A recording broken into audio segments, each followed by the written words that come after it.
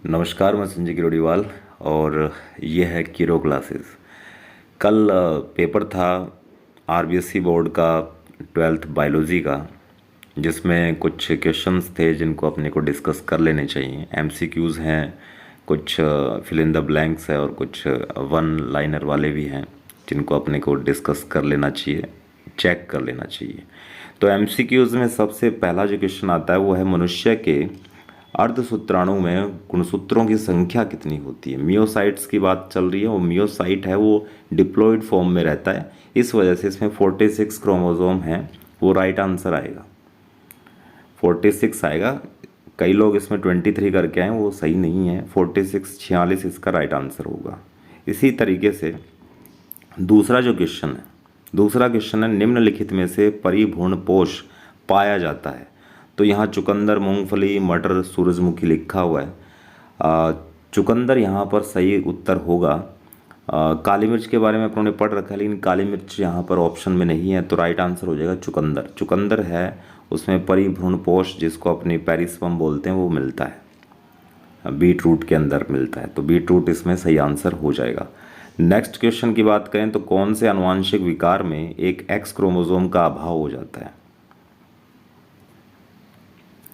In which chromosome disorder one X chromosome is missing and the sex chromosome is as XO, तो इसमें आएगा Turner syndrome. Turner syndrome इसके अंदर right answer आएगा। Next है purine नाइट्रोजनी क्षार है, जो प्यूरिन नाइट्रोजिनस बेस है उसमें सही आंसर होगा एडेनिन, क्योंकि बाकी थाइमिन, यूरेसिल और साइटोसिन है वो पिरिमिडिन नाइट्रोजिनस बेसिस होते हैं, तो राइट आंसर आ जाएगा एडेनिन, बी। अगले क्वेश्चन की बात करें, अगला क्वेश्चन है हाथी पांव रोग का रोग कारक है। द पैथोजन ऑफ एल्फेंटाइसिस इज, तो इसमें आएगा फाइलेरियल वर्म, जो फाइलेरियल वर्म होता है, सी इसका सही आंसर हो जाएगा, सी आंसर इसका राइट आंसर है। नेक्स्ट है इसमें किसी कोशिका से पूर्ण पादप उत्पन्न होने की क्षमता कहलाती है। The capacity to generate a whole plant from any cell is called पूर्ण शक्तता, या हिंदी में जो बात करें तो पूर्ण शक्तता है, इंग्लिश में इसको टोटिपोटेंसी के नाम से जाना जाता है, तो टोटिपोटेंसी इसमें राइट आंसर होगा। नेक्स्ट क्वेश्चन की बात करें, कौन से ज्वर की पुष्टि विडाल परीक्षण से हो सकती है। मतलब जब अपने को विडाल टेस्ट करवाने के लिए बोला जाता है तो वाकई में वो टाइफाइड की जांच के लिए होता है, तो टाइफाइड यहाँ पर राइट आंसर होगा। नेक्स्ट है खाद्य श्रृंखला में हरे पादपों का स्तर होता है, उत्पादक होते हैं, जनरल सी बात है। The status of green plants in the food chain is producer, ए इसका राइट आंसर आएगा। नेक्स्ट क्वेश्चन की बात करें तो कौन सा प्रोटीन जीन क्राई कपास में मुकुल कृमि को नियंत्रित करता है। ये पिंक बॉलवर्म को कंट्रोल करने की बात कर रहे हैं।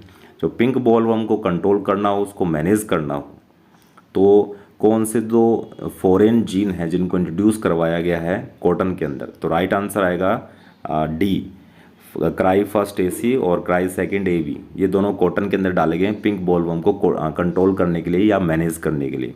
इसी तरीके से अगर क्राई फर्स्ट एबी की बात करें तो क्राई फर्स्ट एबी जो है वो डाला गया मेज़ के अंदर, कॉर्न के अंदर, कॉर्न बोरर को कंट्रोल करने के लिए, तो यहाँ राइट आंसर आएगा cry first AC and cry second AB.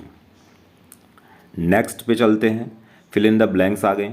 एक ही नस्ल के पशुओं के मध्य जब प्रजनन होता है तो वह कहलाता है when there is breeding between animals of the same breed it is called inbreeding, तो इनब्रीडिंग या अंतः प्रजनन इसका सही उत्तर हो जाएगा। बीटी जीव विष डैश जीवाणु से निर्मित होता है। BT toxin is produced by bacterium, bacillus thuringiensis नाम का बैक्टीरिया होता है, बेसिलस थ्यूरिनजेनेसिस नाम का बैक्टीरिया है जिससे क्राइजिन निकाला गया था या बीटी विष निकाला गया था। थर्ड है यदि एक वंशागत उत्परिवर्तन जनसंख्या में उच्च आवृत्ति में मिलता है तो इसे डीएनए डैश कहते हैं, ये डीएनए बहुरूपता होती है।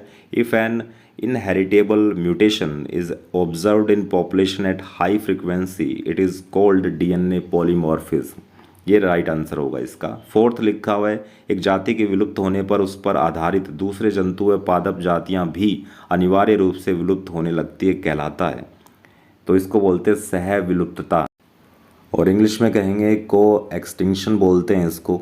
सह विलुप्तता, जिसमें अगर एक एनिमल है या एक ट्रॉफिक लेवल है उसको डैमेज कोज होता है तो अपने आप दूसरा भी उससे प्रभावित होता है। तो इस तरह से एक अगर विलुप्त हो रहा है तो दूसरा भी विलुप्त हो सकता है।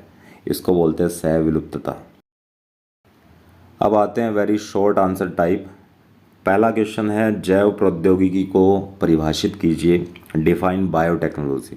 तो ये वो ब्रांच है साइंस की या बायोलॉजी की जिसके अंदर अपने जो माइक्रोब्स हैं, सूक्ष्म जीव हैं, उनकी वाइटल एक्टिविटीज़ को काम में लेकर उसको यूटिलाइज करके ह्यूमन वेलफेयर के लिए, मानव कल्याण के लिए यूज़फुल प्रोटीन या प्रोडक्ट ऑब्टेन करते हैं, निकालते हैं उनमें से। तो ये बायोटेक्नोलॉजी है। नेक्स्ट है माता से आई ए एलिल, आई इसमें कैपिटल है, वह पिता से स्मॉल आई एलिल प्राप्त करने वाली संतति का रुधिर वर्ग कौन सा होगा? Which will be the blood group of the progeny getting I A allele from mother and small I allele from father? तो वो होगा, जाहिर सी बात है, ए। इसमें आई जो है वो जो कैपिटल फॉर्म में आई लिखा है वो डोमिनेंट है, तो इसका ब्लड ग्रुप हो जाएगा ए। जो बच्चे का ब्लड ग्रुप होगा वो ए ग्रुप होगा, इसके अंदर ए ब्लड ग्रुप।